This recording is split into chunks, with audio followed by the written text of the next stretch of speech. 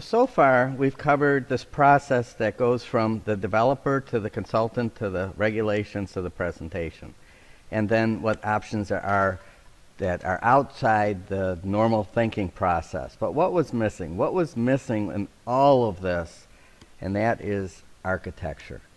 Architecture as it relates to the site. Because currently the industry is planning, which would be design or regulation, and everything revolves around the land. But on top of the land is the buildings. And these are two separate parts of the industry, and they should merge as one. And that's what LandMentor can do in the industry and help that process along. Because you see, there's two different parts of consulting, and there's a barrier between them. The land planner and the architect are both the artistic parts of the land development process. The engineer and the surveyor are the legal precision part, and these conflict, and it's non-collaborative. So at least in the American side, this is a huge problem, and I think it's a problem throughout the world. There's no common terminology, and everybody's trying to use CAD, which is made for everything, airplane wings, everything. And it isn't well suited for the land.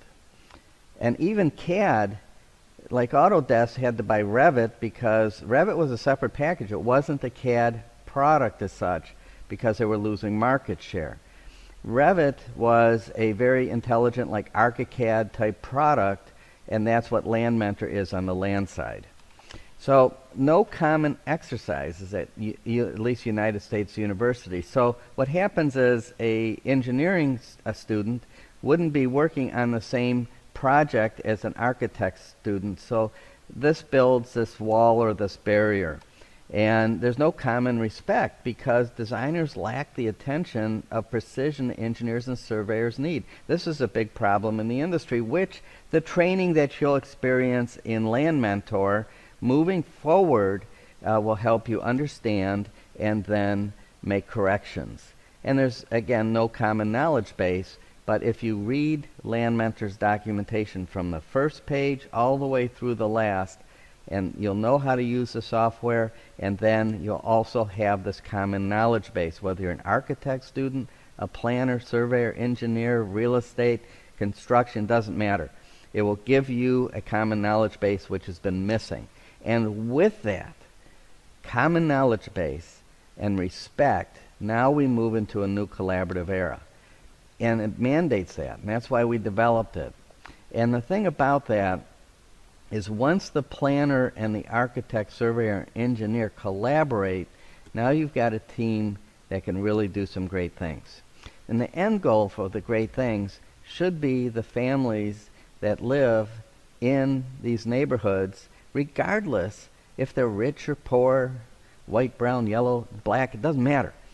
They're people, they're family, and they should be treated with respect. And creating commercial areas that increase commerce so that these people who work for a business or own a business don't go out of business and they thrive instead. And so this is what the end goal should be. And the end goal won't happen unless there's a high level of collaboration. Because everybody has their own agenda. And that agenda really doesn't work for sustainable growth. It's a temporary agenda, and you end up with unsustainable development. And there isn't going to be anything unique or groundbreaking. It's all about replication. So what keeps us from moving forward? Well, obviously fear. It's a fear of change, of rejection, of conflict, of litigation, of bankruptcy, of failure. All these things keep us from moving forward. And that's within us. So this is why everything you are learning conforms to existing regulations. So you don't have to fear so much on change because you're not asking for anything less, you're giving more. And when we're talking about architecture, we're not reinventing architecture, we're refining it to work with the plan. So it's a much higher level of detail, and it isn't like like everything you just learned in planning, it isn't a button press and a piece of software. It's less automated, which means we have to think again, which means you need to really read the LandMentor documentation and listen to these videos to learn how to move forward. But are we serving ourselves, or are we serving the people that will be working and living in what we're creating? Whether it's a house or land development, doesn't matter. So we need to merge architecture and planning to make it one industry moving forward, to move it forward. So it's about thinking differently. Now this is my house in the kitchen, and this is what the view is out the window. Had I bought a house that was designed by an architect that was working in a vacuum and planned by a planner who was working in a vacuum without communication. So if you're looking through a wall, wait a second, you can't look through a wall. It's a barrier. It closes in space. But if you coordinate what's happening inside where people hang out and views on the outside and create some space, and all you've got to do is merge those two together, and it could be as simple as flipping a floor plan and adding windows. Now you have a completely different value proposition. And it costs very little money, and it might not cost any money, because if you save dollars, if you save money on the land development side, you can transfer that to the home side, and then you end up with the same or less price home with a higher level of living. And that's what we're all in the business to deliver. So I'm going to give you a few examples. We started many years ago. I actually came up with this idea when I was 17 years old. I'm 64, to tell you how long ago that was. But fear kept me from approaching people. Fear of rejection.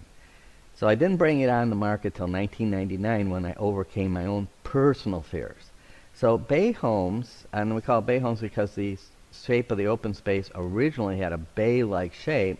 It merges interior, exterior space. Now keep in mind, I had this idea when I was 17 years old. So when you look at the roof lines or lot lines, you can't see living space. In other words, if we're just creating plans without the architecture, we're not merging the two.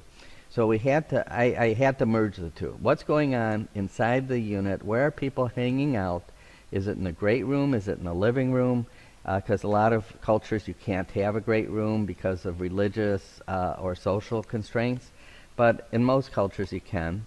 And where's your windows, and how can we place the view so you have a panoramic view and open up the space? So that's what bay homes did. It merged architecture and planning.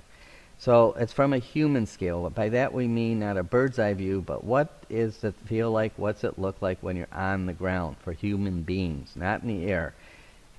And very few people can visualize naturally.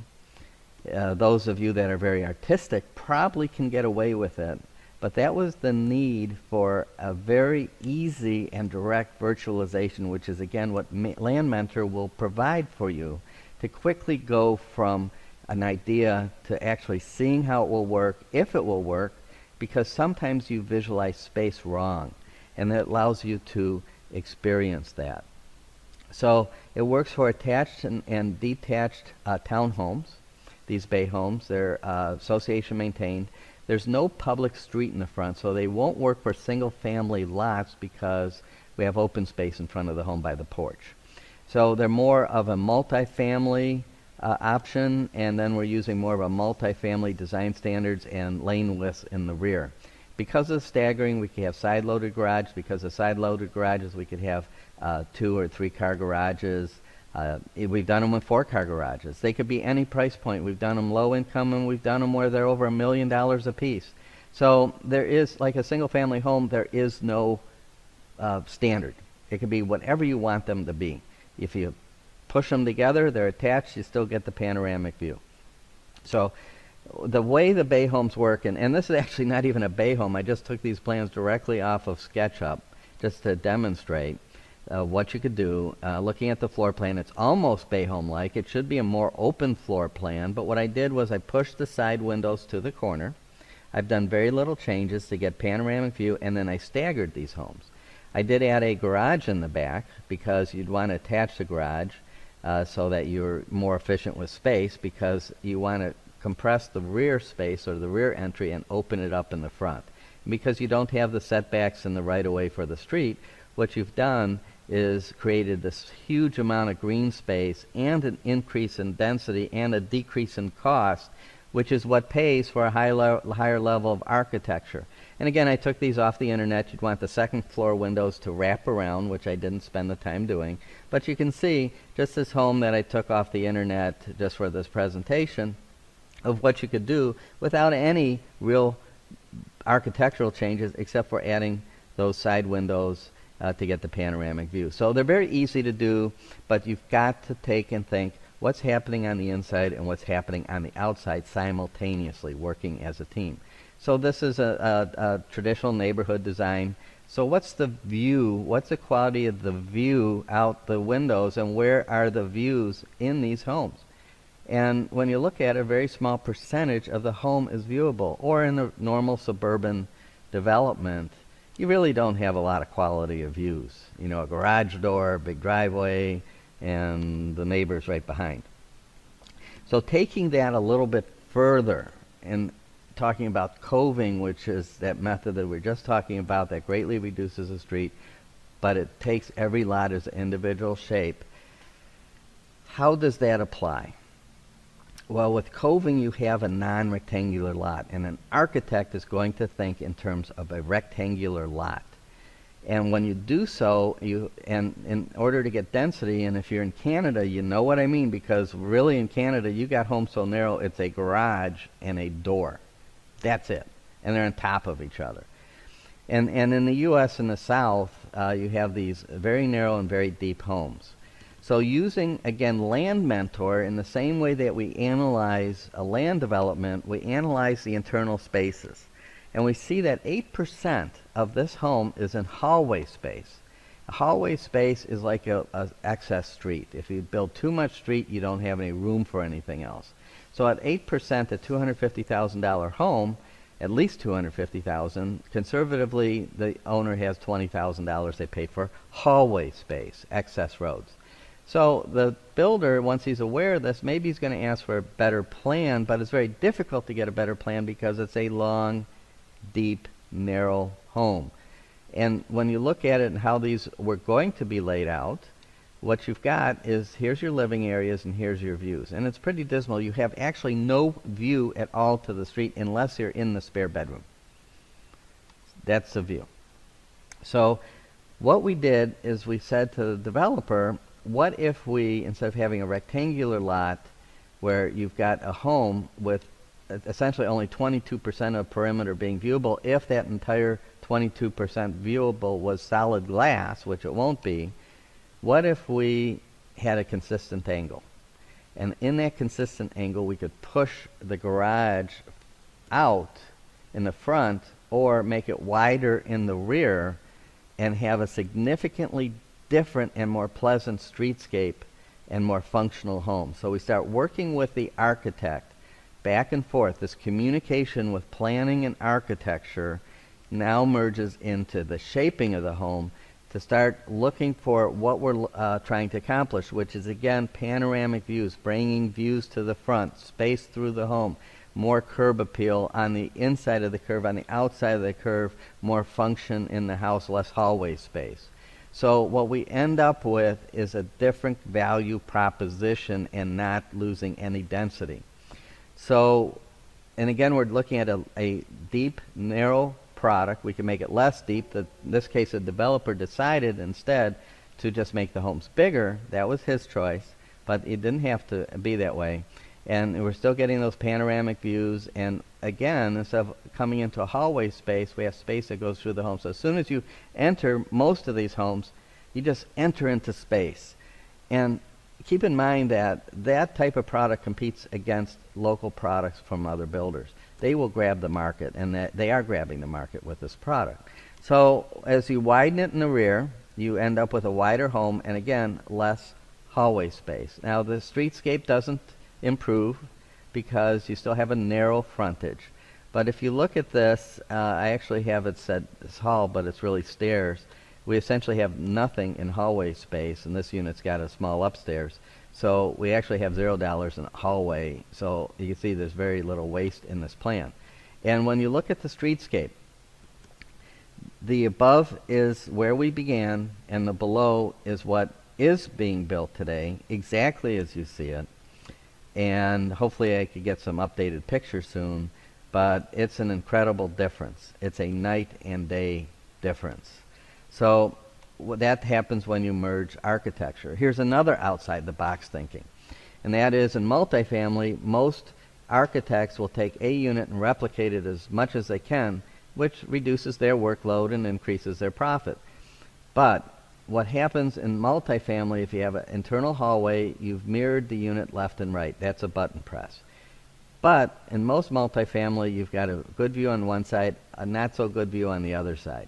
So on the areas where you have view differences, what you want to do really to get a value proposition for the people who are living in these units is to offset that hallway.